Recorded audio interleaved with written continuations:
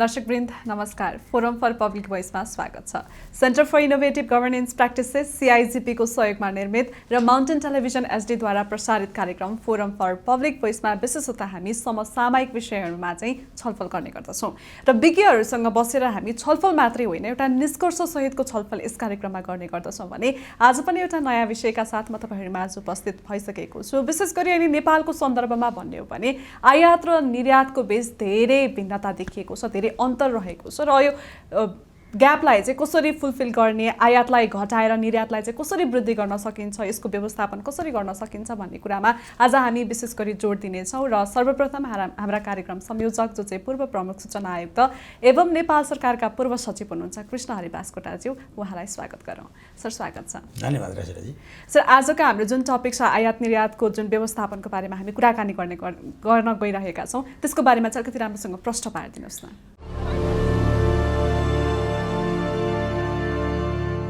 वास्तवमा यस्तो हो रसिलाजी, हामीले सन् 1992 मा नेपालले खुल्ला अर्थनीति अवलम्बन गर्यो।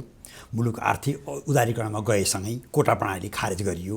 कुनै पनि उद्योग स्थापना गर्न र व्यापार गर्न सरकारको स्वविवेकी निर्णय गर्नुपर्ने प्रथा भत्कियो। मुलुकले सरकारी संस्थान निजीकरण गर्ने नीति लियो।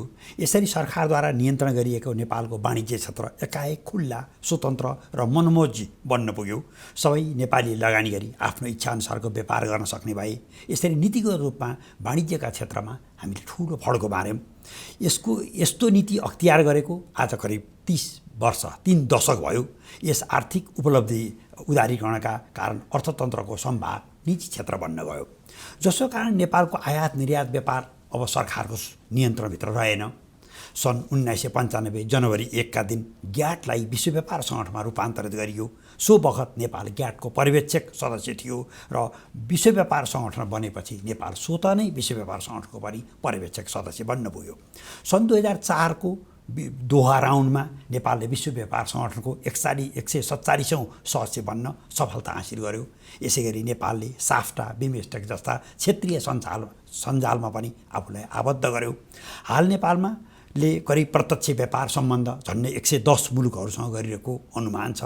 गएको आर्थिक वर्षमा आयात निर्यातको अनुपात 10.4% पुगेको छ। सोको अघिल्लो वर्ष यस्तो अनुपात 9.2% थियो। यसरी हामी निरन्तर व्यापार घाटा वृद्धि हुँदै जाने मुलुकको पङ्क्तिमा उभिन बाध्य भएका छन्। यसको विभिन्न कारणमध्ये नेपाल भूपरिवेष्टित मुलुक हुनु पनि एउटा महत्त्वपूर्ण कारण हो। भारतसँग खुल्ला सिमाना भएकोले करिब 65% हाम्रो व्यापार भारतसँग हुने गरेको छ। पछिल्लो दिनमा नेपालको व्यापार घाटा आकाशिएको स्थिति छ। यसको मूल कारण भारत र चीनबाट आयात वृद्धि भइरहने तर ती मुलुकमा नेपालको निकासी वृद्धि हुन नसक्नु एउटा प्रमुख कारण हो। यसरी नेपालको बढ्दो व्यापार घाटालाई न्यूनीकरण गर्न वस्तुगत र देशगत निकासी विविधीकरण गर्ने सरकारी नीति भए पनि उपलब्धि भने प्राय शून्य रहिआएको छ। चालु आर्थिक वर्षको बजेटले निकासी प्रबन्धनका लागि 8% नगद अनुदान दिने घोषणा गरेको छ। तर नेपालबाट निकासी वृद्धि हुन नसक्नुमा उत्पादन नहुनु नै र उत्पादन भएका वस्तु पनि गुणस्तरीयता कायम गर्न नसक्नु नै प्रमुख कारण हो। आम नेपालीले स्वदेशी वस्तु उपलब्ध भएसम्म विदेशी वस्तुको उपयोग नगर्ने बानीको विकास गर्नुपर्छ। यसरी सरकार, निजी क्षेत्र र आम जनताको सहकार्यबाटै नेपालको वाणिज्य क्षेत्रलाई समयको गति दिई निकासी पैठारी व्यापारमा केही हदसम्म भए पनि सन्तुलन कायम गर्न सकिने मान्यता अघि सार्न चाहन्छु।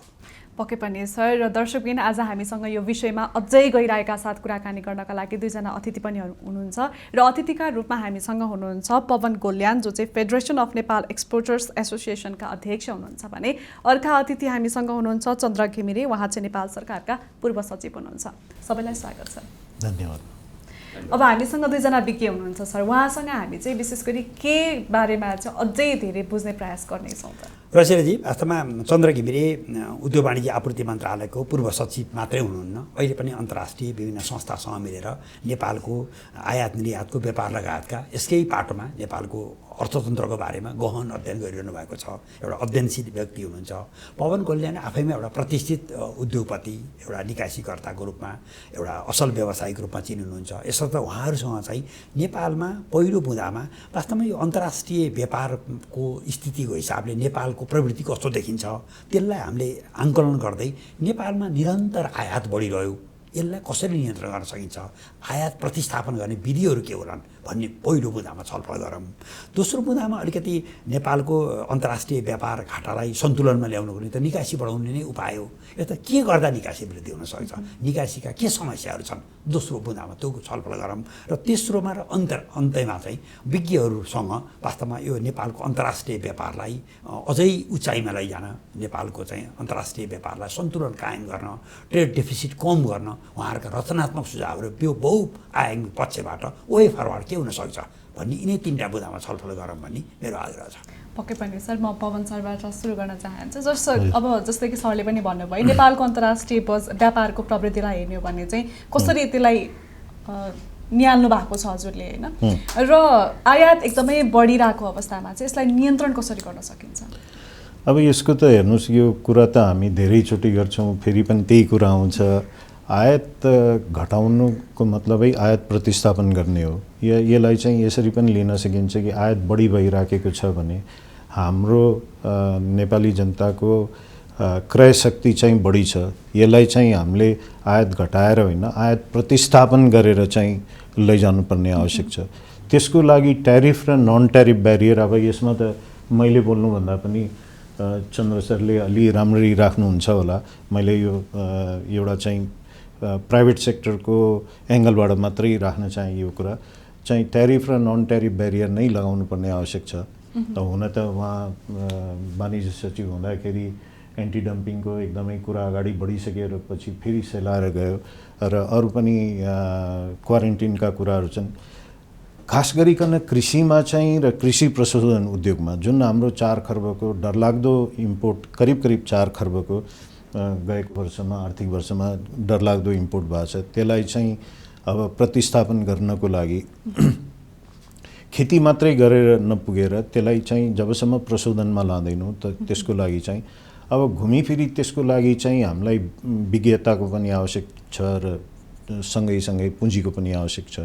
त्यसको लागि एफडीआई चाहिँ त्यसमा खोल्नुपर्छ भन्ने एउटा कुरा छ भने अरू चाहिँ अब जस्तै कुनै पनि कन्ट्रीको विकास हुनको लागि एउटा चाहिँ कृषिमा घाँस, बाँस र कपासको हामी कुरा गर्छौँ, होइन?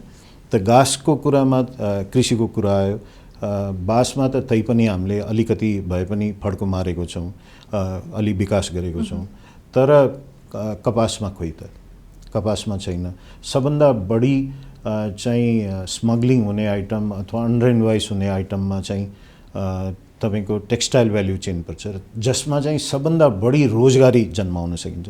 लाखौँ मान्छेलाई हरेक वर्ष रोजगारी जन्माउन सकिने कुरामा पनि ध्यान गएको छैन। लगाउन र खानको लागि मेन कुरालाई फोकस गरेर यदि हामीले यसलाई चाहिँ आयातलाई नियन्त्रण गरेर प्रतिस्थापन गर्न सक्यो भने त्यो नै एउटा चाहिँ यसको सोलुसन हुनसक्छ।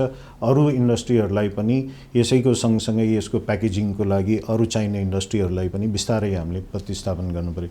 मैले 2-4वटा इक्जाम्पल दिन चाहेँ। अहिले भर्खरै हिजो मात्रै कुरकुरे खोलेको छ। कुरकुरे अहिले खोल्नुपर्ने आवश्यकता के थियो? झन् अहिले सिनको हामी इम्पोर्ट गरिरहेका छौँ, हामीले गुन्द्रुक इम्पोर्ट गरेका छौँ। 126 करोड रुपियाँको गुन्द्रुक इम्पोर्ट भएको छ। गुन्द्रुक इम्पोर्ट गर्नुपर्ने आवश्यकता के त? गुन्द्रुक हामीले नेपालमा बनाउन सक्दैनौँ भन्ने त होइन नि त। चाइनाबाट सस्तो आउँछ भने, हरेक कुरा सस्तो आउँछ, डम्पिङ भइरहेको छ भने त्यो किन्नु जरुरी भएन नि। सिनको हामीले नेपालमा बनाउन सक्दैनौँ, सिन्दुर हामीले नेपालमा बनाउन सक्दैनौँ, हुँदा जनेऊ पनि हामीले इम्पोर्ट गर्नुपर्छ भन्ने कुरा छ। भन्ने यस्ता वस्तुहरूलाई चाहिँ अहिले यो त लिस्ट बढ्ला भनेर लागेको थियो मलाई। म यो 10वटा आइटम आयो, अब यो बिस्तारै यो 20, 25, 50 होला भन्ने थियो। यो घटेर अहिले देख्दाखेरि त यसले चाहिँ इम्पोर्टले के फाइदा हुन्छ त देशलाई? यसले कुनै राजस्व आउने पनि होइन। कुरकुरेको इम्पोर्टमा 5% भन्दा बढी या 9% होला म्याक्सिमम, त्यसभन्दा बढी राजस्व आउने होइन भने त्यो इम्पोर्ट गर्नुभन्दा यहाँ चाहिँ बनाउँदा भइहाल्थ्यो नि। यस्ता कुराहरू अरू पनि धेरै छन्। यस्ता कुराहरू मैले एक्जाम्पलको लागि मात्रै दिन चाहेँ। त यस्ता कुराहरूमा जबसम्म राज्यले नै चाहँदैन कि इम्पोर्ट कम होस् भन्ने, हामीहरूले प्राइभेट सेक्टरले जति गरे पनि हुँदैन होइन। राज्यले नै आयातै बढोस् भन्ने चाहन्छ भने कसैको केही लाग्दैन। म त अब निर्यातकर्ता हो, म उद्योगी र निर्यातकर्ता हो, म आयातकर्ता नभएर सायद मैले यो कुरा बोलेँ होला, तर आयातकर्ताहरूलाई यो सुन्यो भने नराम्रो पनि लाग्छ। तर वास्तविकता आज हाम्रो देशको वास्तविकताको अनुसार चाहिँ पोलिसीहरू, कन्ड्युसिभ पोलिसी आउनुपर्छ। त्यो नआएर चाहिँ समस्या भइराखेको छ।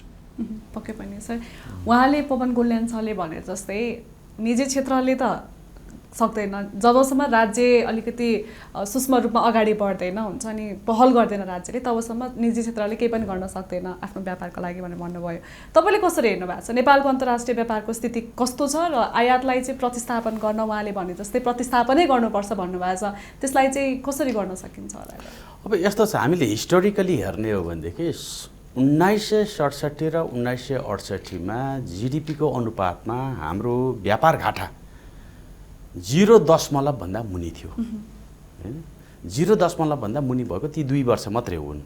लगातार हामीले इतिहासमा आजको मितिसम्म व्यापार घाटा जिडिपीमा 1% एबभ भोग्दै आएका छौँ। र पछिल्लो समयमा हेर्ने हो भने 2018-2019मा आएर हेर्ने हो भनेदेखि त्यसले चाहिँ 33% जति, 32-33%को रेन्जमा जिडिपीमा पुगेको अवस्था छ। र 2020मा आइपुग्दाखेरि त्यो चाहिँ 29%मा आएको देखिन्छ। साउथ एसियामा यति ठुलो अनुपातमा जिडिपीमा व्यापार घाटा बोकेर हिँड्ने मुलुक भनेको मालदिभ्स, अफगानिस्तान र नेपाल हो। मालदिभ्समा त्यो हुनु स्वाभाविक छ, किनभने उसँग उत्पादनको अरू केही पनि बाटो छैन टुरिज्मदेखि बाहेक। उसले व्यापार घाटा बाहिरबाट कन्जम्सन बियो गर्नुपर्ने भएको हुनाले उसँग बाध्यता छ। अफगानिस्तान युद्धमा जर्जर मुलुक हो, उसँग बाध्यता छ। नेपालसँग के बाध्यता पर्यो? यति ठुलो व्यापार घाटा हामीले बोकेर हिँडेका छौँ। इन्डियाको इकोनोमी, इन्डिया आजको दिनमा पनि व्यापार घाटाको बारेमा उसले वरि गरिरहेको हुन्छ र उसले अनेक तरिकाले स्ट्राटेजीहरू उसले चाहिँ टाइम एन्ड अगेन चेन्ज गरिरहेको हुन्छ। बजारलाई हेरेर, इन्टरनेसनल डाइनामिक्सहरूलाई हेरेर इन्डियामा जिडिपीको अनुपातमा 3% व्यापार घाटाको अनुपात चाहिँ देखिन्छ। अब हामीले यति ठुलो व्यापार घाटा धान्न सक्ने अवस्था, हाम्रो अर्थतन्त्र सानो मुलुक र सानो अर्थतन्त्रका लागि यो हेल्दी हुँदै होइन, यो स्वस्थकर हुँदै होइन। यो हामीले धेरै ढिलो गरिसकेको कुरा हो यो, र यसमा हामीले धेरै एग्रेसिभली काम गर्नुपर्ने अवस्था छ। अब यसमा भनेको ब्रोडली भनेको त व्यापार घाटालाई सम्बोधन गर्नुपर्दाको बखतमा कि हामीले एक्सपोर्ट बढाउन सक्नु पर्यो, कि हामीले इम्पोर्ट प्रतिस्थापन गर्न सक्नु पर्यो, कि हामीले आयातलाई म्यानेजमेन्ट गर्न सक्नु पर्यो। तेस्रो उपाय भनेको, अब चौथो उपाय भनेको आखिरमा केही गर्न सकिएन भनेदेखि अनि त्यसपछि एकदमै अन्तिम रिजोर्टहरू हुन्छन्, जस्तै विनिमय दरहरूमाथि हामीले चाहिँ डिभ्यालुएसन गर्नुपर्ने खालका बाध्यकारी अवस्था, जुनमा हामी पेग सिस्टममा भारतीय मुद्रासँगको हाम्रो पेगिङ भएको हुनाले र हामीसँग हाम्रो डालामा बास्केटमा बाहिर बेच्नका लागि प्रशस्त वस्तु नभएको कारणले त्यो बाटो हिँड्न अहिले तत्कालको लागि उपयुक्त देखिँदैन। तर अगाडिका बाटाहरू त हामीले हिँड्न सक्छौँ नि, तर ती बाटाहरू हामीले नहिँडिरहेका अथवा त्यसलाई हामीले उपयोग नगरिरहेको अवस्था देखिन्छ। जस्तो उदाहरणका लागि हामीले एक्सपोर्ट प्रमोसन गर्नका लागि आजको मितिसम्म हामी एलडिसी छौँ। एलडिसी भएको कारणले हामीले naturally zero tariff market access विभिन्न विकसित मुलुकहरूमा, छिमेकी मुलुकहरूमा हामीले पाएका छौँ। तर त्यसलाई उपयोग गर्नका लागि हामीले उत्पादन दिन सक्नु पर्यो, वस्तुहरूको विकासमा, त्यसका ब्रान्डिङमा, लेबलिङमा, क्वालिटी कन्ट्रोलमा लगायत जुन हाम्रा चाहिँ अघि पूर्व वक्ता पवनजीले भन्नुभयो, हाम्रो चाहिँ ट्रेड डिप्लोमेसीमा विभिन्न चाहिँ ब्यारियरहरू जुन हाम्रा गन्तव्य बजारहरूमा लागेका छन् हाम्रा सामग्रीहरूको विरुद्धमा। अहिले चियाको कुरा उठिरहेका छ, हिजोको दिनमा अदुवाको कुराहरू थियो अथवा अलैँचीको कुरा थियो, भने यावत कुराहरू जुन छन् तिनीहरूमा हामीले एग्रेसिभली काम गर्नुपर्ने हुन्छ। हाम्रा डिप्लोमेसीलाई हामीले अधिकतम उपयोग गर्नुपर्ने हुन्छ, ट्रेड डिप्लोमेसीलाई हामीले अधिकतम उपयोग गर्नुपर्ने हुन्छ। अब यो सबैमा फेरि के छ भन्दाखेरि हाम्रो धेरै समस्या चाहिँ घरभित्र छ। त्यही भएर यसलाई हामी टेक्निकली के भन्छौँ भने सप्लाई साइड कन्स्ट्रेन्ट भन्छौँ। घरभित्रका समस्यालाई हामीले सम्बोधन गर्नुपर्ने हुन्छ भनेको हाम्रो बास्केटमा गुणस्तरीय सामान र क्वान्टममा पुग्ने गरी भनेको बाहिर पठाउन पुग्ने गरी सामानहरू हामीलाई चाहिने हुन्छ र त्यसका लागि अन्य जुन उहाँको रिक्वायरमेन्टहरू मिट गर्नुपर्ने जुन विभिन्न खालका शर्तहरू छन् त्यो शर्तहरू पालना गर्ने गरी भनेको गुणस्तरसँग सम्बन्धित कुराहरू होला विभिन्न अन्य कुराहरू होला त्यसलाई मिट गर्ने गरी जानुपर्ने हुन्छ। त्यसमा चाहिँ राज्य र निजी क्षेत्रले काम गर्नुपर्ने र हाम्रा विभिन्न नीतिहरू त्यो तर्फ उन्मुख हुनुपर्ने नीतिहरू चाहिँ एकाएक आपसमा बाजेर बसेका नीतिहरू छन्। हामी कहाँ सिंहदरबारभित्र बसेर हामी नीति बनाउँछौँ, एउटा घरभित्र एउटा छानोभित्र बसेर हामी नीति बनाउँछौँ, तर हाम्रा नीतिहरू एउटाले लगानी ल्याउनुपर्छ भन्छ, अर्काले लगानी ल्याउनु हुँदैन भन्छ, एउटाले आयात घटाउनुपर्छ भन्ने हुन्छ, अरू नीतिहरूले आयात बढाउनुपर्छ भन्ने खालका नीतिहरू बनिरहेका छन्। यस्तो दुविधाग्रस्त अवस्थामा बसेर यस्ता कुरालाई सम्बोधन गर्न सकिँदैन। त्यसै गरी एक्सपोर्ट प्रमोसनका कुरामा अघि मैले बताएँ भने चाहिँ आयात प्रतिस्थापनका लागि पनि हामीले जुन हामी कहाँ बजार त ठुलो रहेछ नि त, डिमान्ड त ठुलो रहेछ नि त, हामीसँग डिमान्ड भएको कारणले नै हामीले हाम्रो क्रय शक्ति बढेको कारणले डिमान्ड क्रिएट भयो, डिमान्ड क्रिएट भएको कारणले हाम्रो बजार वृद्धि भयो, बजार वृद्धि भएको कारणले हामीले उत्पादन बढाउन सक्थ्यौँ, कृषिमा आधारित वस्तु होस् या उद्योगमा आधारित वस्तु होस्। तर त्यसका लागि जब सप्लाई हामीले हाम्रो बजारभित्रबाट गर्न सकेनौँ, उत्पादन प्रणालीले हामीले सक्रिय बनाउन सकेनौँ, त्यसले गर्दाखेरि बाहिरको बजारले त्यो स्पेस लियो, बाहिरको बजारले स्पेस लिएको कारणले अहिले हामीले आयात बढिरहेको छ। भने चाहिँ त्यसलाई प्रतिस्थापन गर्नका लागि त्यो डिमान्डलाई मिट गर्नुपर्ने कुरा थियो। डिमान्डलाई मिट गर्नको लागि कमसेकम हामीले आफ्नो बजार त सुरक्षित गर्न सक्नु पर्थ्यो नि त। बाहिरको बजार लिनको लागि त झनै ठुलो लडाइँ खेल्नुपर्छ, आफ्नो बजार त लिन सक्नु पर्थ्यो, त्यो बजार लिन नसकेको आफ्नै घरभित्र पराजित भइरहेको हाम्रो अर्थतन्त्र यसको चाहिँ एउटा दृष्टान्त हो।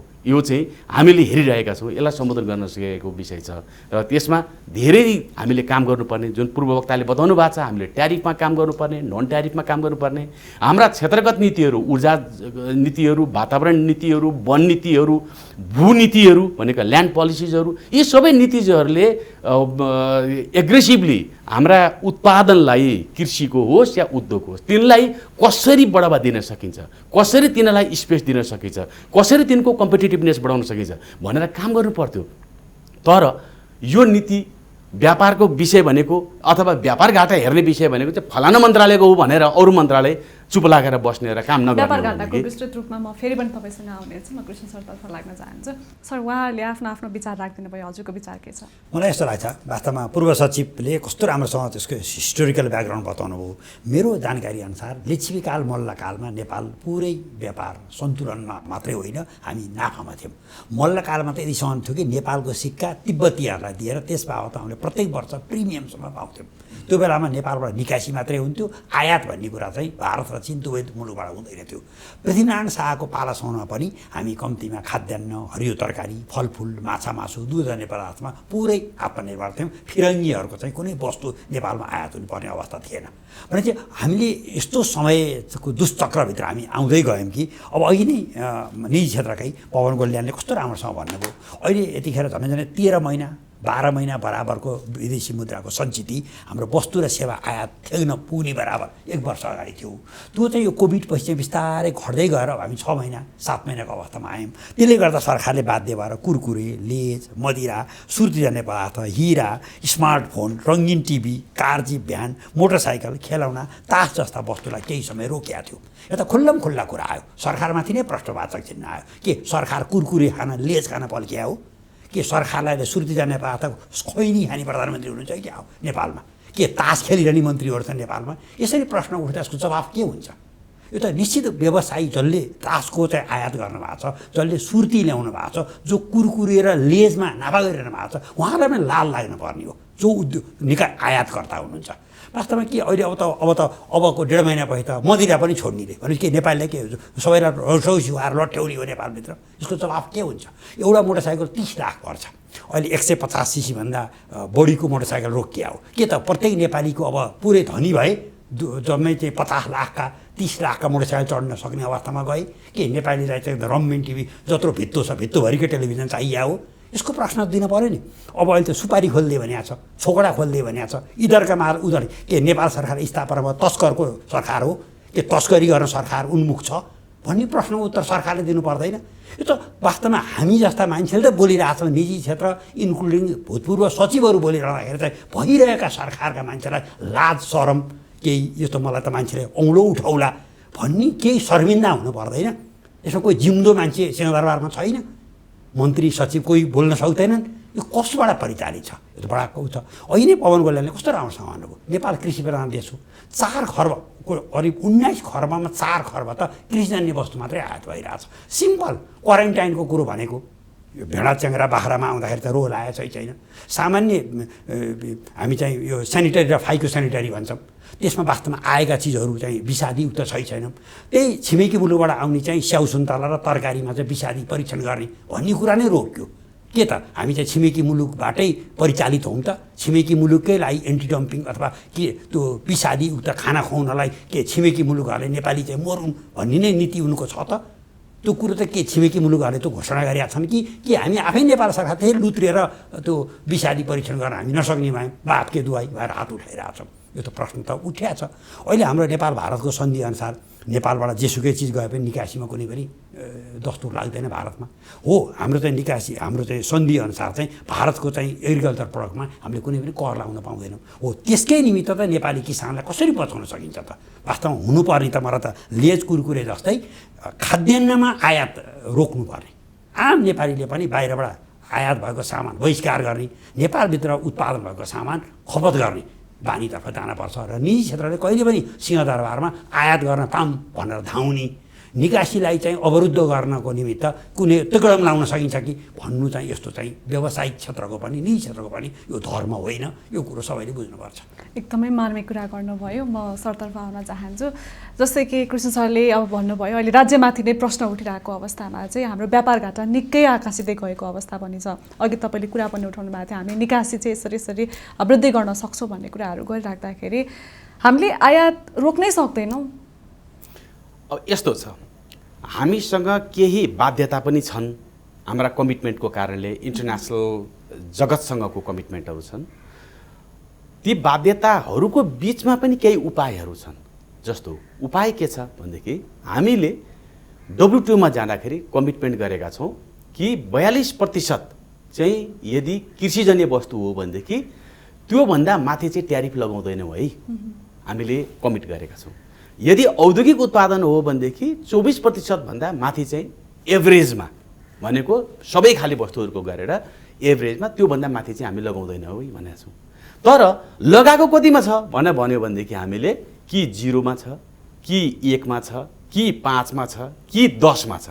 हामीले सूची हेरौँ, आर्थिक ऐन आउँदाखेरि हरेक साल बजेट आउँदा आर्थिक ऐन आउँछ र त्यसमा चाहिँ करका दरहरू हुन्छन्। अधिकांश मैले गरेको भर्खरै केही महिना अगाडि मैले राजस्व परामर्श बोर्डका लागि समितिका लागि गरेको एउटा अनुसन्धान छ, त्यो अनुसन्धानमा टेबल मैले डेभलप गरेको छु र त्यहाँ देखिन्छ कि अधिकांश हाम्रा आयात डुबाउने आयात जुन भइरहेको छ त्यो वस्तुहरूको ठुलो पपुलेसन कहाँ छ भन्दाखेरि त्यो रेन्जमा बसेको छ। त्यो रेन्जमा बसेको भन्नुको अर्थ के भने हामीले लेभल प्लेइङ फिल्ड जुन अलाउड छ भनेको अन्तर्राष्ट्रिय रूपमा WTOमा गरिएको प्रतिबद्धतामा हामीसँग लेभल प्लेइङ फिल्ड अलाउड जुन छ त्यसलाई अनयुटिलाइज रहेका छौँ।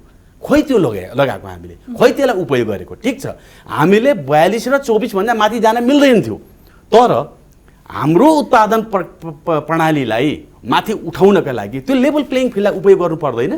त्यो किन नगरेको हामीले?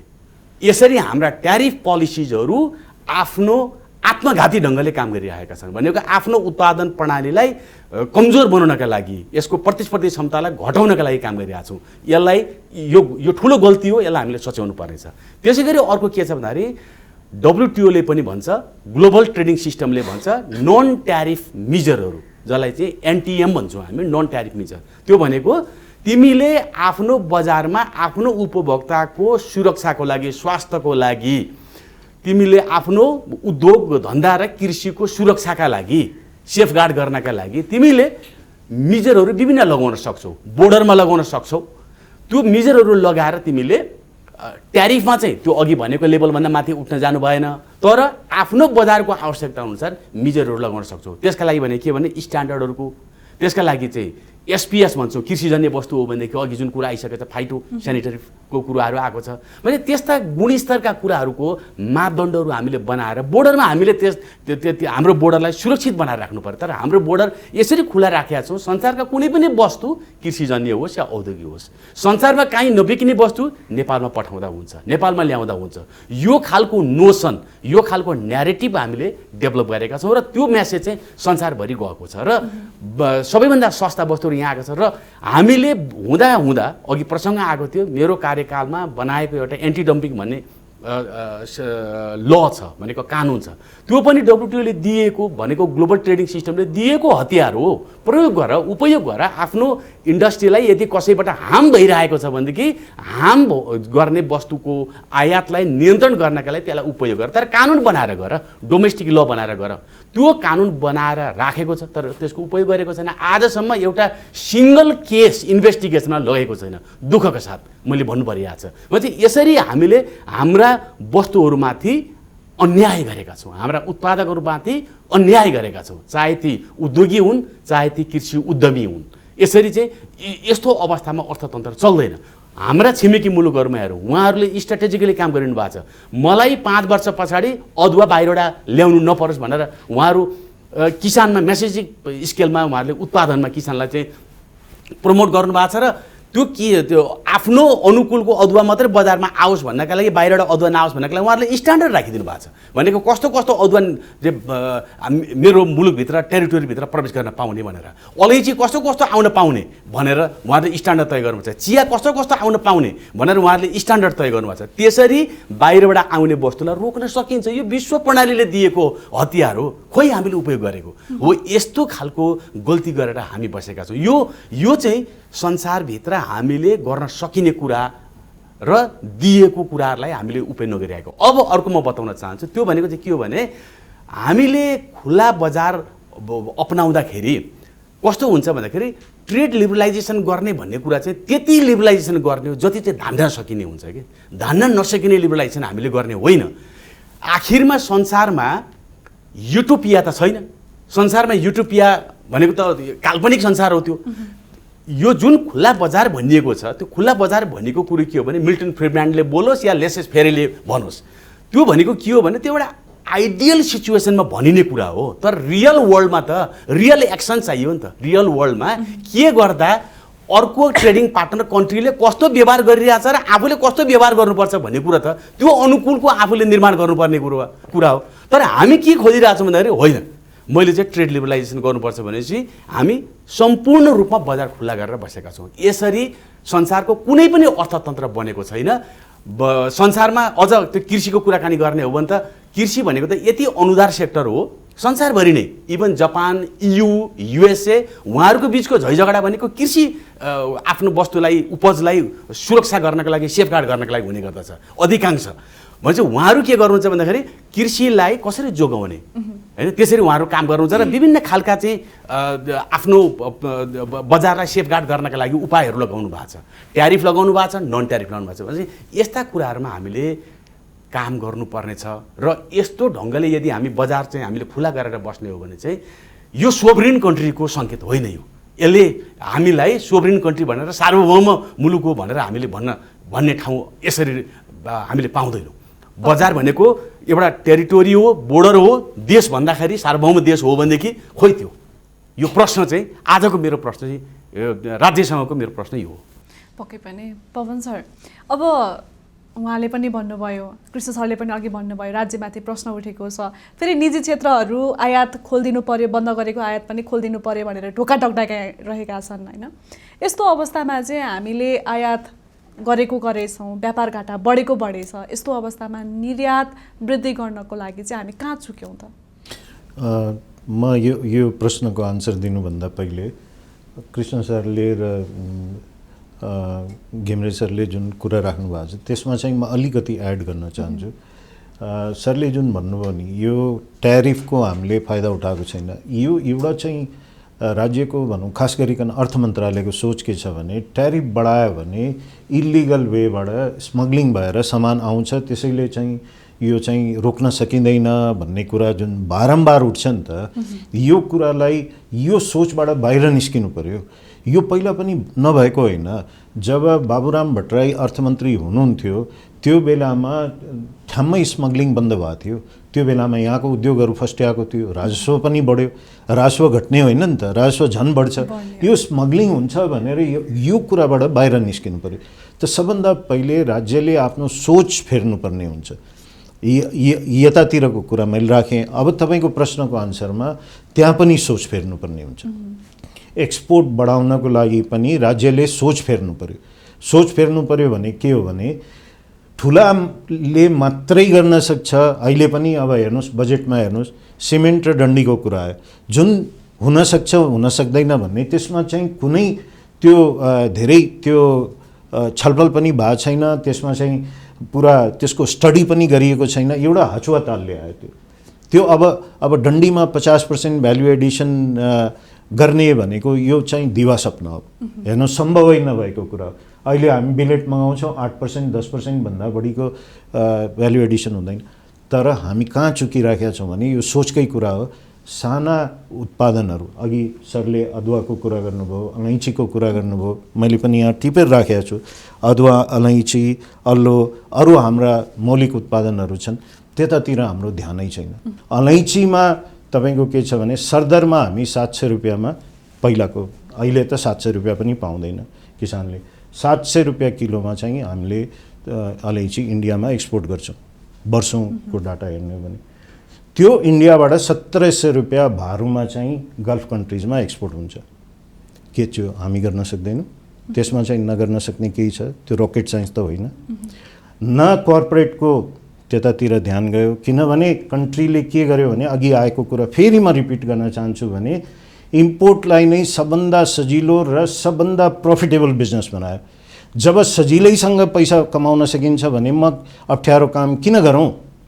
जबसम्म यो सोच राज्यको चेन्ज हुँदैन, जबसम्म यो कुरा आउँदैन कि होइन यो चाहिँ यो एक्सपोर्टतिर लाग्नुपर्छ, अब चाहिँ इम्पोर्ट गर्न सकिँदैन, जतिसुकै ढोका खटखटाए पनि जतिसुकै गरे पनि चाहिँ नहुने रहेछ भन्ने कुरा लाग्यो भने आज कुरकुरेको इम्पोर्ट गर्ने मान्छेले कुरकुरेको यहाँ इन्डस्ट्री लगाउनेतिर लाग्छ। त्यही एफडिआई ल्याएर जोइन्ट भेन्चर ल्याएर चाहिँ यहाँ उत्पादन गर्यो भने त भइहाल्छ नि।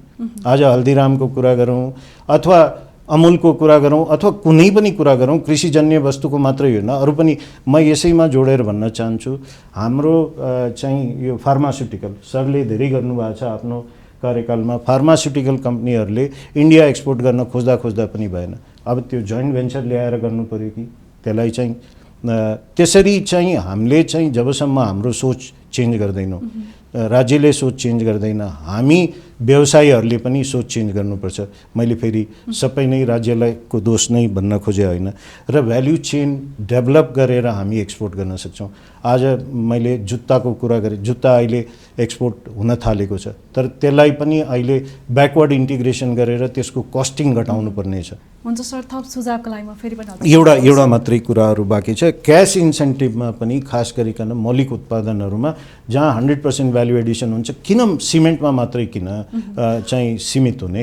ठिक छ, सिमेन्टलाई दिएकोमा त्यो छैन, तर अरू मौलिक उत्पादनहरूमा त्यहाँतिर ध्यान गएर त्यसको लागि त्यसलाई 1 अरबभन्दा बढी भयो भने मात्रै ध्यान दिने राज्यले, 10 करोड भएकोलाई 1 अरब कसरी पुर्याउँ भन्नेमा ध्यान दिएन भने त कहिले पनि हुँदैन। त्यहाँ साना छन्।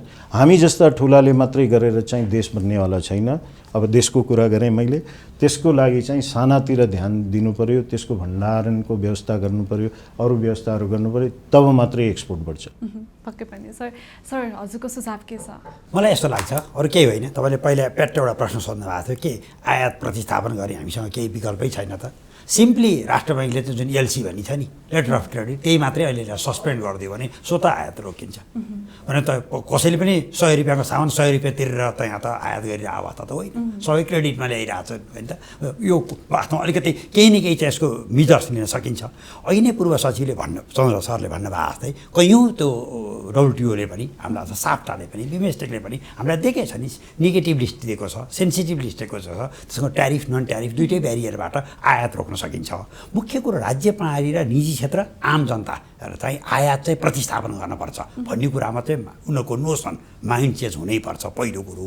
दोस्रो कुरो भनेको त हाम्रो त अहिले टचै नगरेको त हाम्रो खानी क्षेत्र छ नि, खानीहरू त हाम्रो प्राकृतिक स्रोतहरू त टचै गरिएको छैन। वास्तवमा जुन हाम्रो चाहिँ एउटा इन्डिजिनस प्रडक्टहरू छन् नेपालमा मात्रै चिनिने पर्छ। नेपाली टोपी पाकिस्तानले बनाउँछ र नेपाली घन्टी के चाहिँ श्रीलङ्कामा बन्छ र हाम्रो त देशी मरु झ्या भन्ने कुरा के थाइल्यान्डमा बन्छ र ख्याक भन्ने कुरा के अमेरिकाले बनाउन सक्छ र हाम्रो चाहिँ पौवा भन्ने कुरा के क्यानाडामा बन्ने चिज हो र यस्ता चिज चाहिँ यसको मूल्य नै छैन। हामीले जति तोक्दिए पनि हुन्छ। यार्सा गुम्बा भनी चाहिँ मैले बुझेअनुसार अमेरिकी बजारमा 1 किलोको 50,000 अमेरिकी डलरमा बिक्छ अरे। त्यो त 2 लाख अमेरिकी डलर पर्छ भने पनि 2 लाखमै बिक्री हुन्छ किनकि त हाम्रो ब्रान्डेड हो। त्यहीमा WTOले चाहिँ त्यसमा चाहिँ आफ्नो चाहिँ बौद्धिक सम्पत्ति दर्ता गर भनेको छ। त्यस्ता कैयौँ चिज छन्। हामी कहाँ त पुतलीका प्रजाति भन्नुहुन्छ, वनस्पति भन्नुहुन्छ भने 1400 भन्दा बढी हामी चाहिँ अर्ग्यानिक चाहिँ वनस्पतिहरू छन्। यस्ता चाहिँ जम्मै यो के भनौँ मेडिसिन युक्त हुने जस्तो के भनौँ औषधिजन्य वस्तुहरू छन्। यो भएको चिज अघि नै कस्तो राम्रोसँग भन्नुभयो सुनको कचौरा लिएर भिख माग्दै हिँड्ने जस्तो आफ्नो जे मागिरहेको त्यो कमान्डोले कचौराकै मूल्य बुझिएको छैन। पहिला त्यही छ। लखनऊ लुटमा सुनिन्थ्यो अब सुन चाहिँ एउटलाको एउटा 1000 पर्थ्यो अरे। अब त्यहाँ हिरा जडित हुन्छ अरे। एउटै हिराको चाहिँ 10 लाख पर्थ्यो अरे। मान्छे त हिरा चाहिँ ढुङ्गो भएर फालिदिएर सुन चाहिँ 50,000 1-1 हजारको सुनको मात्रै सिक्री लिएर आएको थियो अरे। त्यसलाई लखनऊ लुट भनिन्छ भनेर भन्थे। त्यस्तो अवस्था भयो। अहिले हेर्नु त रसिराजी एउटै पोइन्ट हेर्नु भने काण्ड पुग्छ। अहिले सिमानामा भारतमा गएर प्रत्येक दिन दैनिक उपभोग्य सामान खरिद गरिन्छ नि त्यो चाहिँ अहिले अनुमानित अनुसार 80 करोड बराबरको व्यापार छ। के त यो त सिमाना बस्ने नेपालीहरू चाहिँ सबै भारतमा गएर किन्न खोजिरहेका छन् कि नेपालका राजनीतिक दलका नेताजीहरूले नेपाली जनतालाई उक्साउँदै नेपाली पसलमा होइन भारतमा गएर किन भनिरहेछन्। त्यस्तै तिब्बततर्फ जोडिएका जनता तिब्बतमा गएर किनिरहेछन् भनेपछि वास्तवमा त्यो सिमानामा बसेका जनतामा राष्ट्रियता भावना नभए होइन नि त। हाम्रा नेताले उल्काइदिरहेछन्। उनले लाजै मानेका छैनन्। वास्तवमा यो त नेपाली बजारै हुनुपर्थ्यो। त्यो सिमानामा पुरै त पर्खालै नलगाए पनि मानसिक रूपमा त हामी त सार्वभौम सम्पन्न मुलुक हो नि त। आफ्नै मुलुकप्रति नै नतमस्तक हुनुपर्छ। यसरी चाहिँ हामीले निकासी बढाउनुपर्छ। मुख्य कुरो निकासीमा चाहिँ हाम्रो जुन चाहिँ आफ्नो चाहिँ पहिचान भएको अन्तर्राष्ट्रिय बजारमा चिनिएका वस्तु छ त्यसमा हामीले जोड दियौँ भने निकासी सहीले बढाउन सकिन्छ। आयात प्रतिस्थापन त केही समयलाई गर्न सरकारको कठोर नीति नै चाहिन्छ। पक्कै पनि सर। अब हामी अन्तिममा पनि आइसकेका छौँ। एकदमै छोटकरीमा भनिदिनुहोस् नेपालको अन्तर्राष्ट्रिय व्यापारलाई सन्तुलन गर्नको लागि चाहिँ के गर्नु पर्ला? हजुरको विशेष सुझाव के छ? सबैभन्दा पहिले एउटा वर्ल्ड ब्याङ्कको एउटा तथ्याङ्कलाई म यहाँ सम्झन चाहन्छु। के भन्छ भर्खरै गरेको त्यो अध्ययनले भने 9.2 अरब डलर त्यो भनेको करिब नेपाली करेन्सीमा हेर्ने हो भने 11 खरबभन्दा माथि हुन्छ। नेपालको निर्यात सम्भावना त्यति छ। तर त्यो निर्यात सम्भावनाका लागि तपसीमा हामीले काम गर्नुपर्छ। निकै जमेर काम गर्नुपर्छ।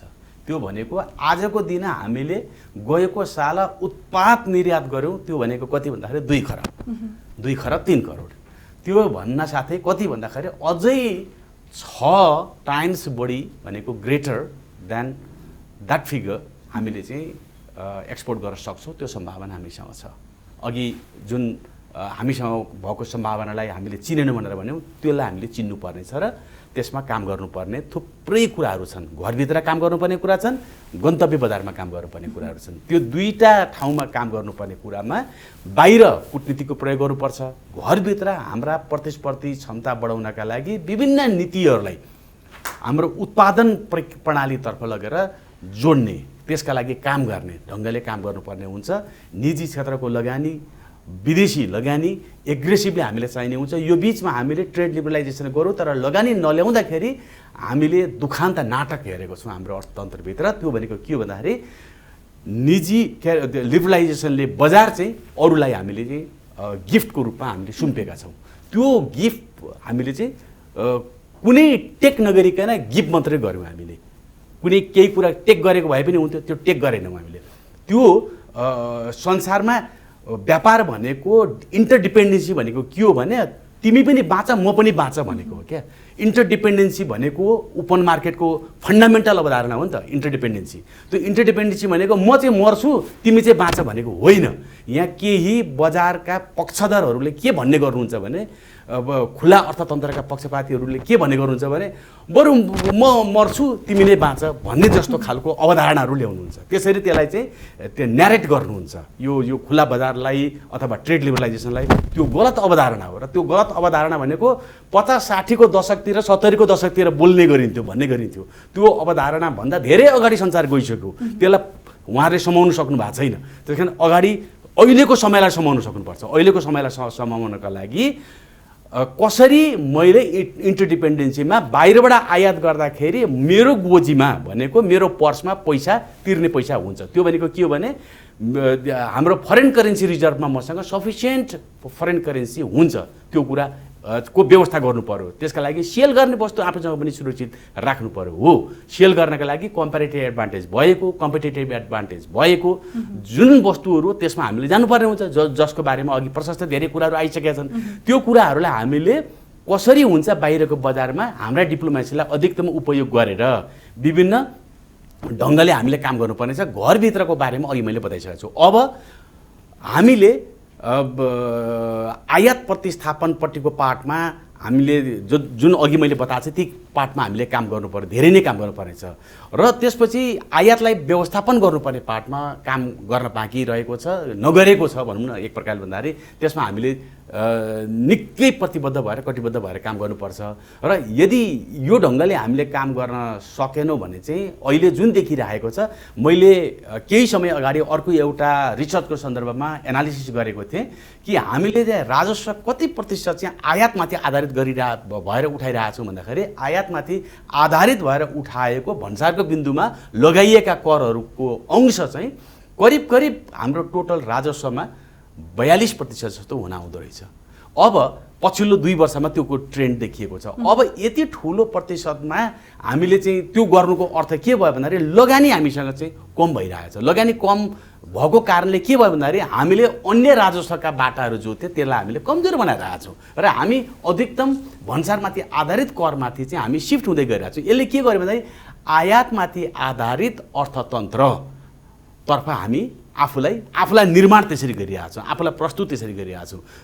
यसमा कोर्स करेक्सन चाहिएको छ, ठुलो पोलिसी डिपार्चर चाहिएको छ र यसमा हामीले गुमाउने भनेको जस्तो अघिको जो सुरुको एउटा फिगरलाई म बताएर कन्क्लुड गर्न चाहन्छु कि हामीले यो साल 2100 खरबको व्यापार गरेकोमा 1900 खरब आयात गऱ्यौँ, 1700 खरबको चाहिँ घाटा बेहोऱ्यौँ हैन, 2 खरबको निर्यात गऱ्यौँ हैन समग्रमा भन्दाखेरि। भनेपछि 1700 खरबको नोक्सान गर्नका लागि आय चाहिँ कति गरिरहेछौँ भन्दाखेरि हामीले केही अरबको गरिरहेका छौँ।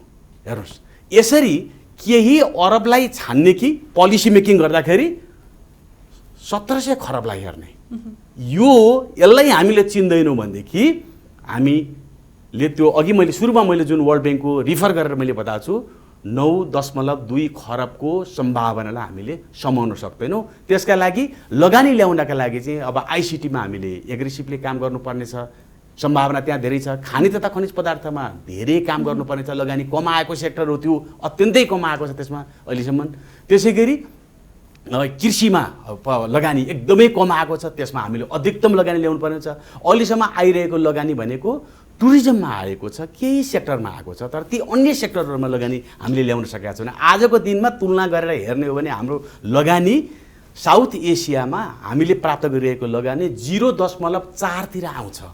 यति थोरै लगानी लिएर फरेन करेन्सी एफडिआई ल्याएर हामी टिक्दैनौँ, लगानी हामीले धेरै ल्याउनु पर्ने हुन्छ। जबकि अन्य मुलुकले आफ्नो जिडिपीको तुलनामा मैले भन्दैछु है, यो जिडिपीको तुलनामा मैले भनेको जिडिपीको तुलनामा हामी 1% भन्दा तल एफडिआई हामीले ल्याइरहेका छौँ। जबकि अन्य मुलुकहरूले जिडिपीको तुलनामा धेरै माथि उहाँहरूले चाहिँ एफडिआई ल्याइरहनु भएको छ। त्यहाँनिर हामीले काम गर्नुपर्छ। त्यसकारण हामीले ट्रेड लिबरलाइजेसन गरेर मात्रै पुग्दैन, हामीले एफडिआई ल्याउनका लागि र लगानी ल्याउनका लागि सेकेन्ड जेनेरेसन अफ रिफर्म ल्याउनलाई 10औं वर्ष 20औं वर्ष ढिला गरेका छौँ, जुन ठुलो गल्ती हो। त्यो रिफर्ममा हामीले जान सकेनौँ भनेदेखि हामीले त्यो 9.2 अरब डलरको जुन लक्ष्य हो त्यसलाई हामीले समाउन सक्दैनौँ। यसरी हामीले ठुलो डिपार्चर गर्नुपर्छ। पवन सर, हजुरको सुझाव के छ? मेरो सुझाव त यो छ कि यो जुन अघि मैले सरकोबाट लिएँ त्यो शब्द सुनको हिरा जडित सुनको कचौराको पहिचान गर्नु पर्यो। त्यो भनेको के हो, सुनको कचौरा भनेको के हो? हामीसँग हेर्नुहोस्, यो हिमाल मात्रै होइन, हामीसँग लुम्बिनी पनि छ, बुद्ध भगवानको जन्मस्थल छ, जुन युनिक हो, वर्ल्डमा युनिक हो। त्यो त अरू कहीँ पनि छैन नि त। अर्कोतिर हामीसँग चाहिँ जानकी मन्दिर छ, जुन कि अब यत्रो अयोध्यामा चाहिँ राम मन्दिर भन्दैछ, त्यसलाई जानकी मन्दिरलाई हामीले त्यहाँ दर्शन गरेपछि यहाँ दर्शन गर्नुपर्ने हिन्दूको मान्यता छ। यस्तो कुरालाई हामीले खोइ त प्रचार गरेको, खोइ यसको लागि हामीले कुनै कार्यक्रम बनाएको, खोइ लुम्बिनीमा तपाईँको मैले अलिकति यसमा चाहिँ अझ स्ट्रेस गर्न चाहन्छु। त्यहाँ चाहिँ यो लुम्बिनी विकास क्षेत्रमा म पुगेको थिएँ अस्ति, म हेरेर म आफै दङ्ग भएँ। नेपालमा पनि यस्तो ठाउँ छ, यति राम्रो बनाएको छ, विदेशीहरूले बनाएको। गुम्बाहरू हेर्नुहोस्, 101 गुम्बा छ, नेपाली गुम्बा छैन, भारतीय गुम्बा छैन, अरू देशहरूको गुम्बा छैन। त्यहाँ अहिले 69-69वटा गुम्बा छ, तर त्यसमा नेपाली गुम्बा छैन। त्यहाँ चाहिँ विश्वको सबभन्दा अग्लो चाहिँ बुद्ध भगवानको मूर्ति स्थापना गर्ने।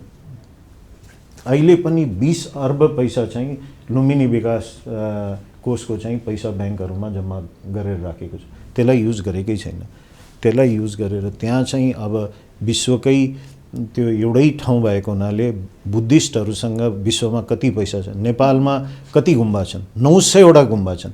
उनीहरूको तपाईँ पुरा डाँडाहरू चाहिँ ओगटेको छ नेपालमा पनि। विश्वको हेर्ने हो भने त्यसमा कति पैसा आउँछ, लिगल पैसा भन्दा पनि इलिगल पैसा कति आइरहेको छ, त्यसमा नछिरौँ। तर भन्नुको मतलब के छ भने त्यहाँ त्यो लुम्बिनी विकासभित्र चाहिँ अपार्टमेन्टहरू बनाएर त्यसलाई चाहिँ 79 वर्षको लागि त्यहाँ चाहिँ त्यो चाहिँ यो बुद्धिस्टहरूलाई बस्नको लागि त्यहाँ ठाउँ दियो र त्यसलाई चाहिँ राम्ररी दियो भने त्यो त उहाँहरूको लागि त एउटा अब क्रिस्चियनको लागि भेटिकन जस्तै र मुस्लिमको लागि मक्का मदिना जस्तै हो नि त। त्यो ठाउँमा बस्न पायो भने त जति पनि पैसा दिन्छ नि, अक्सन गरेर बेचे हुन्छ त्यसलाई। त्यहाँको माटोबाट मूर्ति बनाएर बेच्यो भने विश्वमा यति पैसा आउन सक्छ जसको कुनै हिसाब छैन। विश्वको हरेक गुम्बाले राख्छ त्यसलाई। हामी सुनको लेप लगाएर माथिबाट मूर्ति लगाउँछौँ, त्यहाँ चाहिँ त्यहीँ बनायो भने के हुन्छ? यस्ता कुराहरू मैले त एउटा इक्जाम्पल मात्रै दिएँ, मसँग 100वटा छ यस्तो इक्जाम्पलहरू। मेडिकल टुरिज्ममा हामी चाहिँ यस्तो फड्को मार्न सक्छौँ जसको कुरै छैन। एजुकेसनमा हाम्रो 1 खर्ब पैसा चाहिँ विदेशिएको छ, गएको वर्ष मात्रै, हरेक वर्ष गइरहेको छ। आज हामी चाहिँ जेबी ल्याउनु पऱ्यो, एफडिआई बढाउनु पऱ्यो। एफडिआई चाहिँ अहिले भएको बाट चाहिँ मेडिकल टुरिज्ममा ठुला ठुला हस्पिटलहरूको ब्रान्ड ल्याउनु पऱ्यो। अब थाइल्यान्डको ब्रान्डमा धेरैजना जान्छ, इन्डियामा धेरैजना जान्छ, जहाँ जहाँ जान्छ त्यही ब्रान्डहरू ल्याउनु पऱ्यो। जहाँ कलेज युनिभर्सिटीहरूमा हाम्रो पढ्न जान्छ भने उनीहरूको लगानी सुधा यहाँ नेपालमा ल्याउनु पऱ्यो। फेरि काठमाडौँमा मात्रै होइन, हाम्रो नेपालको त भूगोल यति राम्रो छ, हावापानी यति राम्रो छ पहाडी भेगको, त्यहाँ ल्याउनु पऱ्यो। त्यस्तै तपाईँको सार्क एयरलाइनको धेरै वर्ष अगाडि एउटा कुरा आएको थियो। त सार्क एयरलाइन नभए पनि रिजनल एयरलाइन अहिलेको बेलामा इन्डियासँग एउटा ल्याएर 20वटा इन्डियाको डेस्टिनेसन र 5वटा चाहिँ 5-6वटा नेपालको डेस्टिनेसन खोल्यो भने, त्यसले चाहिँ अझ नयाँ थप डेस्टिनेसन खोल्यो भने त्यसले चाहिँ एउटा ठुलो फड्को माल्छ। टुरिज्ममा पैसा आएको तर पुगेको छैन। अघि मैले उता जनकपुरको कुरा गरेँ, त्यहाँ खोइ त एउटा 5 स्टार होटल छ, एउटा कुनै छैन, लगानी पुगेको छैन हामीलाई। हामीलाई त्यहाँ कमसेकम 4-5वटा 5 स्टार होटल चाहिन्छ, त्यहाँ इन्फ्रास्ट्रक्चर राम्रो चाहियो, अलिकति त्यहाँ इन्टरटेनमेन्टको व्यवस्था पनि चाहियो। त्यस्तो हामीले डेस्टिनेसनहरू चाहिँ गर्नको लागि जब हामी सक्दैनौँ भने you want to have your cake and eat it too वाला चाहिँ पोलिसी छोड्नु पऱ्यो कि, त्यहाँबाट डिपार्चर लिएर चाहिँ एफडिआई ल्याउनु पऱ्यो कि, ओपन गर्नु पऱ्यो। यसको लागि चाहिँ हजुरले नै बनाइदिएको जेबिएफलाई अब यो 15 सेप्टेम्बरमा हुँदैछ, यस्तोलाई इन्डियासँग हामी माग्न सक्छौँ नि त। यो तरकारी र फलफुलमा हाम्रो किसानहरू चाहिँ मरिरहेको छ, हामीलाई गाह्रो भयो। सरकारले भन्न सक्दैन, तर प्राइभेट सेक्टरले त भन्न सक्छ नि त। पहिला पनि 1996 को ट्रिटी भएको प्राइभेट सेक्टरले गर्दा नै हो, सिआइआई र एफएनसिसिआईले मिलेर गरेको। अहिले पनि त्यही छ भने त्यसबाट चाहिँ ट्राई गरौँ न त। यो बायोलेटरलमा पनि त नगर्न सक्ने भन्ने छैन नि त। अघि सरले यो गर्नु हो, अहिले हाम्रो आइरन ओरको छ, केही गरेको छैन सरकारले। 5 वर्षदेखि गर्छु भन्दा 5 वर्ष बित्यो होइन। ओली सरकार आएपछि गर्ने भनेर कुरा आयो, तर 5 वर्ष बित्यो केही भएको छैन। अब त त्यो कुरा नै हराइसक्यो हो। त त्यसलाई चाहिँ अब नेपालले या त G2G मा गऱ्यो भने त बेकार छ त्यो। म त भन्छु B2B मा अक्सन गरेर त्यसलाई B2B मा चाहिँ जेबी ल्याएर चाहिँ गरिदियो भने ठुलो कारखाना लगाउनु पर्यो। अब हामीलाई के एउटा चाहिँ रिफाइनरीको आवश्यकता छैन? हामीलाई चाहिँ अबको दिनमा एउटा चाहिँ यो कहिलेसम्म हामी IOC माथि भर पर्ने, हामीलाई हरेक महिना चाहिँ यो एउटा टेन्सन हुन्छ कि बढेर आउँछ कि घटेर आउँछ, अनि एउटा चर्चाको विषय हुन्छ। हामी टर्म कन्ट्र्याक्टमा गएर 50 वर्षको लागि चाहिँ क्रुडको प्राइस फिक्स गरेर के जान सक्दैनौँ? अरू कन्ट्रीले गरेको छ, स्टेबलाइज गरेको छ भने हामीलाई त जसले पनि माया गरेको छ नि त, विश्वभरि माया गरेको छ। यहाँ चाहिँ 50-60 हजार करोड लगानी गर्नुपर्ने हुन्छ भने हामी लिएर आउँ न त, हामीलाई दिनुहोस् न त्यो मौका। B2B मा हामी लिएर आउँछौँ नि त जोइन्ट भेन्चर। यस्तो कामहरू गर्नको लागि चाहिँ अब पहल गर्नु पर्यो। यस्ता कुराहरू जबसम्म हामी सोच हाम्रो अलि फरक हुनु पर्यो। यो जुन अघि हिरा जडित सुनको भाँडो भनेको यही हो। यो धेरै ठुलो छ, यसमा सबै हटाउँछन्। यो सानो सानो विकृति कसैले पनि गर्नु आवश्यक छैन कि। यति ठुलो न व्यवसायी, न कर्पोरेट सेक्टर, न पोलिटिसियन, न ब्युरोक्रेट, सबैको सोच चाहिँ चेन्ज हुनु आवश्यक छ कि। समग्र रूपमा चाहिँ जबसम्म हामी सोच चेन्ज गर्दैनौँ, हाम्रो कन्ट्रीको चाहिँ स्ट्रेङ्थमा हामी काम गर्दैनौँ, तबसम्म चाहिँ हामी पुग्न सक्दैनौँ। अब यो रिफाइनरी भनेको चाहिँ पेट्रोलियम मात्रै होइन, यसले प्लास्टिक पनि आउँछ, पोलिएस्टर पनि आउँछ। त्यसको र मेटेरियल बनेर त्यसको गार्मेन्ट बनाएर हामीले एक्सपोर्ट गर्न सक्यो भने हामी कुनै देशबाट कम छौँ? हामीसँग के छैन भन्नुहोस् न। पक्कै पनि सर, अझै विचार लिन बाँकी थियो, तर समय हामीसँग एकदमै कम छ। सर, आजको निष्कर्ष के निस्क्यो र हजुरको सुझाव के छ? म एक लाइन बोलौँ सर बिचमा, सरी है, एउटा कुरा छुटाएछु मैले। आइटीमा पनि धेरै सम्भावना छ। सिलिकन भ्याली चाहिँ नेपालमा भन्ने, किनभने हाम्रो पहाडी भेगमा त एयर कन्डिसन पनि लगाउनु पर्दैन, केही पनि गर्नु पर्दैन। र कहीँ न कहीँ मलाई लाग्छ अब बिटकोइन चाहिँ बिटकोइन भन्नाले यो चाहिँ के भन्छ, क्रिप्टो करेन्सी। यस, क्रिप्टो करेन्सीबाट चाहिँ अब बच्न सकिँदैन। हामीसँग यत्रो पावर छ, हामीसँग यति सम्भावना छ। क्रिप्टो करेन्सी लिगलाइज गरेर त्यसलाई चाहिँ सरकारले नियन्त्रण गरेर चाहिँ एउटा पोलिसी ल्याउनुपर्छ कि पर्दैन? त्यसले चाहिँ हामी विश्वमा नै फड्को मार्न सक्छौँ। किनभने हामी त एकदम ठुलो प्रचुर सम्भावना, बिजुलीमा प्रचुर सम्भावना भएको देश हो। त्यो मात्रै एउटा काम गर्यो। र आइटीको चाहिँ अब जस्तै मैले एक्जाम्पलको लागि भने इन्फोसिस जस्तो कम्पनीलाई यहाँ ल्याएर 5000 मान्छे चाहिँ हामीले चाहिँ कल सेन्टरहरू चाहिँ यहाँ ल्याउन सक्नु पऱ्यो। काठमाडौँमा मात्रै होइन, अरू ठाउँलाई डेभलप गर्नु पऱ्यो, त्यसले विकास हुन्छ भन्ने कुरा थपेँ। सरी है, बिचमा मैले 2-3वटा कुरा पनि म एड गरिदिन्छु सक्ने बेलामा। एउटा के रहेछ भने मैले मेरो आफ्नो लर्निङमा, मेरो चाहिँ अनुभवमा चाहिँ मैले जानेको बुझेको, जुन मुलुकमा निर्यात गर्नु छ त्यहाँको FDI ल्याउनु पर्दो रहेछ। एक्ज्याक्टली, त्यो सबैभन्दा सुरक्षित हुँदो रहेछ र सबैभन्दा छिटो त्यसले एक्सेल गर्दो रहेछ। यो हामीले नजानेको कुरा नम्बर 1। नम्बर 2, हामीसँग आजको दिनसम्म कन्ट्री स्पेसिफिक एक्सपोर्ट स्ट्राटेजी छैन। हामीले के गरिरहेको छौँ भने एउटा सिङ्गल वाणिज्य नीति बोकेर बसेका छौँ, एउटा सिङ्गल NTIS भनेर नेपाल ट्रेड इन्टिग्रेसन स्ट्राटेजी भनेर बोकेर बसेका छौँ। तर तपाईँलाई लाग्ने दबाई एउटा होला चाहिने, उहाँलाई चाहिने दबाई अर्को होला, उहाँलाई चाहिने दबाई अर्को होला। यसरी कन्ट्री स्पेसिफिक भएर स्ट्राटेजी नबनाउँदैसम्म एक्सपोर्ट हामीले प्रमोसन गर्न सक्दैनौँ। हामीले यो सिक्नुपर्ने कुरा। अर्को तेस्रो मैले जानेको चाहिँ यो खानी तथा खनिज पदार्थमा हामी यति समृद्ध रहेछौँ, यो चाहिँ अनटोल्ड स्टोरी हो र अनएक्सप्लोर्ड स्टोरी हो। यो कथालाई हामीले चाहिँ खोजेकै छैनौँ। आजको दिनमा हाम्रो सिमेन्ट इन्डस्ट्रिजहरू जब धमाधम पछिल्लो यो भूकम्पको हाराहारीतिर चाहिँ जब चाहिँ हाम्रा आवश्यकता बोध भएर आउन थाले, त्यसले टोटल स्टोरी नै चेन्ज गर्यो कि मुलुकको। जसले गर्दाखेरि के भने हामी सेल्फ रिलायन्ट पनि भयौँ र एक्सपोर्ट गर्न पनि सुरु गऱ्यौँ। यो केही वर्षभित्र मात्रै भयो, 4-5 वर्षभित्र, 5-7 वर्षभित्र यति ठुलो फड्को हामीले मार्यौँ।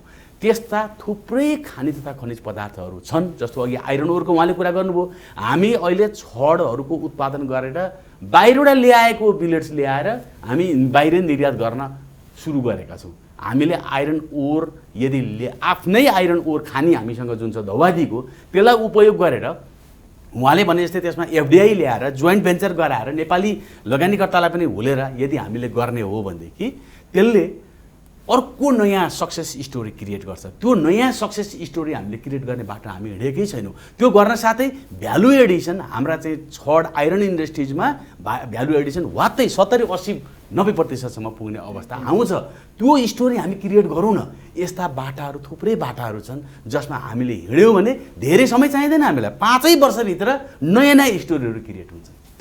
वास्तवमा रसिलाजी आज हामीले सधैँ महत्त्वका साथ राष्ट्रियताको भावनाहरू ओतप्रोत भएर एकदम व्यावहारिक कुराको रूपमा अन्तर्राष्ट्रिय व्यापारको विषयमा चर्चा गऱ्यौँ। पहिलो मुद्दामा हामीले आयातलाई के गर्ने होला भनेको थियौँ। वास्तवमा आयात प्रतिस्थापनमा सरकार बोल्ड हुनुपर्छ। ट्यारिफ नन ट्यारिफ ब्यारियर्सहरू सबै मजाले लगाउनुपर्छ। वास्तवमा एफडिआई चाहिँ बढीभन्दा बढी नै ल्याउन हामी अगाडि बढ्नुपर्छ। हाम्रो इतिहास हेऱ्यौँ भने केही वर्ष अगाडि हामी वास्तवमा व्यापार सन्तुलनमा थियौँ। हामीले बिस्तारै गुमाउँदै गएका मात्रै हौँ। त्यसको निमित्त हाम्रो ट्रेड डिप्लोमेसीहरू हामीले कम गर्दै गयौँ। आयातमा आधारित राजस्वमा बढी जोड दिँदै गयौँ। मूल कुरो भनेको चाहिँ आयात प्रतिस्थापन गर्न कति पनि डराउनुहुन्न भन्ने नै निचोडमा आयौँ। दोस्रो मुद्दामा के त नेपालमा अलिकति निकासी बढाउनको निमित्त हामीले के गर्न सक्छौँ भन्ने कुरो आएको थियो।